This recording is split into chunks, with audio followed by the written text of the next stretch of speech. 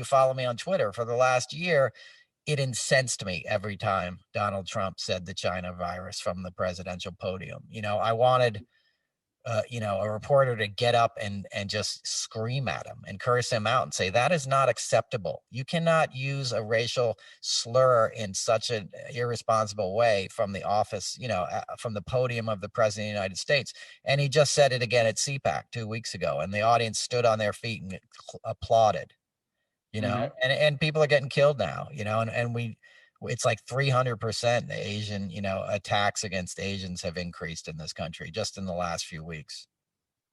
Well, and he was on Fox News last night in a phone interview where he was talking about the China virus and how it's impacted, our way of life. And it's just, I cannot even begin to believe the amount of hypocrisy when you look at the GOP.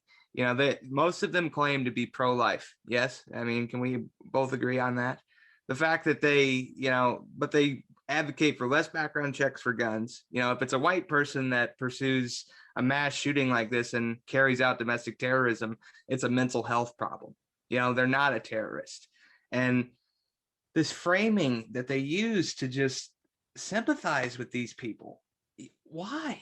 I don't understand. It's to stay elected and to keep white people comfortable, but it's sickening that it's happening, and we're seeing it on all the major networks too. Same kind of narrative. I know. Well, exactly. Fox News and stuff. They're fomenting this violence as much as anybody else. And they're doing it because it's an easy way to manipulate people. They don't want the people looking at like what's really happening to them, what's really keeping them down, what's really causing 500,000 Americans to perish in the last year.